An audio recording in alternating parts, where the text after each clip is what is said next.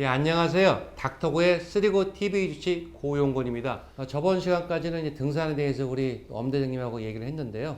요즘 허리가 많이 문제죠. 저도 허리가 아픈데 작년에 저희 와이프가 이제 50이 넘어가니까 허리 아프다 저희 병원 와가지고 주사치료 받고 심지어는 물리치료를 안 해도 짜증까지 내더라고요. 그때 MR 찍었더니 크게 문제 없다고 섭섭하다 그러는데 그만큼 허리가 한 점 아니고 또 3일 전에는 되지 않은 친구의 처가 허리가 아프다고 또 치료받았고 또 얼마 전에 친구가 또 와서 허리를 받고 그래서 그만큼 허리는 이런 무릎 관절보다 오히려 더 많은 질환을 앓고 있는 사람이 많은 것 같아요.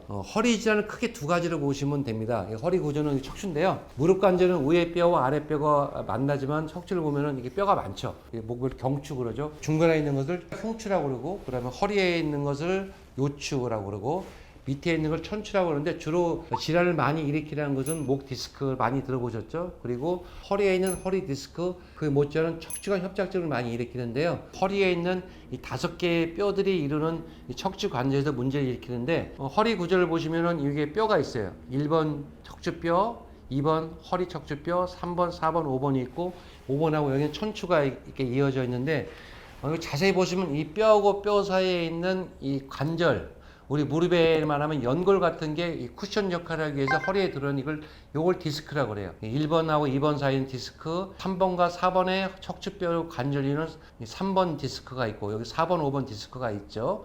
이 디스크도 연골이 주성본으로 되어 있고 또 수액이 많이 들어있어서 힘이 내려면 충격을 흡수해가지고 이 허리를 보호하는 역할을 하는데 보통 정상적인 사람들은 이 앞에 있는 이 척추뼈에서 힘이 내려오면 전체 체중의 80%를 다 흡수를 해버려요. 그리고 한 20%가 뒤에 가는데 퇴화가 돼서 노화가 되면은 이 척추 디스크에 있는 탄력이 없어져요. 충격이 바로 일로 가지 못하고 뒤로 가기 때문에 이쪽이 망가지는 퇴행성 척추 관절염이 올 수가 있어요.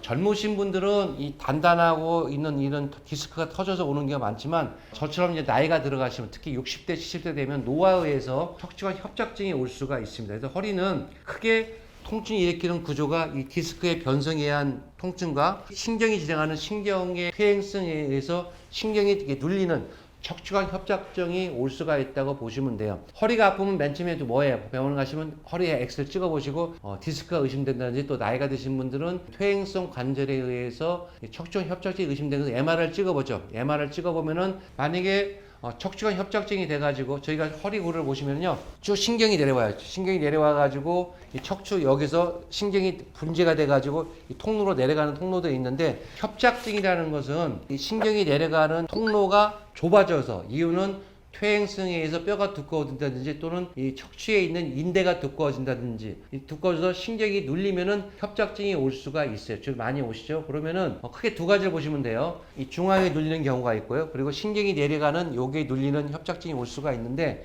진단이 내려지면 가장 많은 게 주사치료를 많이 하죠. 이 협착증이 오게 되면 통증이 일으키는 원인이 이 신경에도 혈관이 있거든. 혈관이 눌리니까 신경이 변성이 돼요. 그 신경이 노화가 되고 또 혈관이 좋지 않으면 신경에 염증이 일으키는 염증 물질 증가에 돼서 통증을 일으키는 원인이 되거든. 그래서 보통 병원에서는 이 눌린 부분에다 주사를 놔요.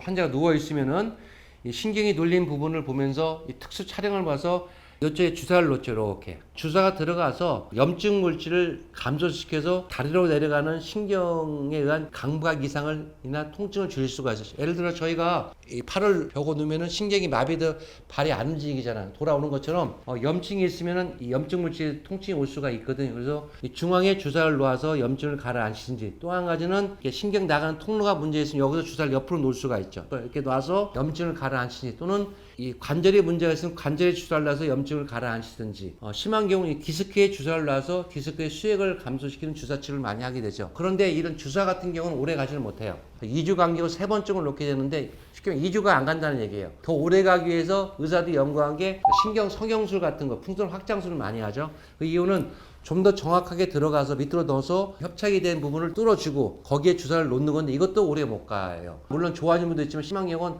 3개월도 못 가는 분이 있고 6개월 재발하시는 분들이 있다는 건 경험해 보신 분들은 있을 거예요. 그래서 요즘 미국이나 유럽에서는 좀 더 근본적으로 치료를 어떻게 하면 좋을 것인가, 이 변성된 이 신경을 좀 활성화시켜주고 염증을 일으키는 물질을 없애기 위해서 줄기세포를 많이 이용한다고 보시면 돼요. 오늘은 대략적인 이 허리의 통증을 일으키는 원인을 아셨다면 다음 시간에는 줄기세포가 왜 통증을 감소하신가에 대해 제가 또 잠깐 말씀드리도록 하겠습니다. 다음 제 시간 기대해 주시고요. 궁금증이 있으면 댓글 남겨주시고요. 그리고 강의 괜찮으면 좋아요 눌러주시면 제가 계속 열심히 힘받아 강의하도록 하겠습니다. 다음 시간에 또 뵙도록 하겠습니다. 감사합니다.